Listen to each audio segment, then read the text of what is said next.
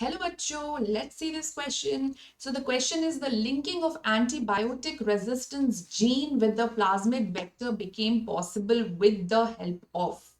ठीक है, किसकी मदद से एंटीबायोटिक रेजिस्टेंस जीन को हम क्लोन कर पाए हमारे प्लाज्मिड वेक्टर के अंदर, वहां उसको हम पेस्ट कर पाए।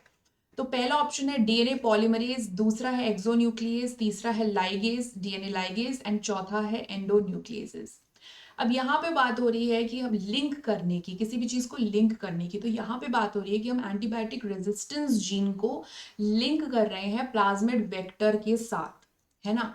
तो किसकी हम यहाँ पे हेल्प ले रहे हैं। ऑप्शन वन क्या दिया हुआ है, डीएनए पॉलीमरेज। तो डीएनए पॉलीमरेज का फंक्शन होता है कि वो डीएनटीपीस को जोड़ता है डीएनए को एक्सटेंड करने के लिए।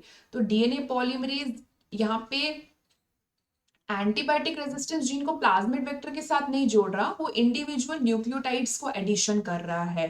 बी है एक्सोन्यूक्लियस। तो एक्सोन्यूक्लियस, न्यूक्लियस यानी कट करेगा न्यूक्लिक एसिड को फ्रॉम दी साइड्स। तो कट की तो बात ही नहीं हो रही, यहाँ तो लिंकिंग की बात हो रही है, तो एक्सोन्यूक्लियस तो हो ही नहीं सकता।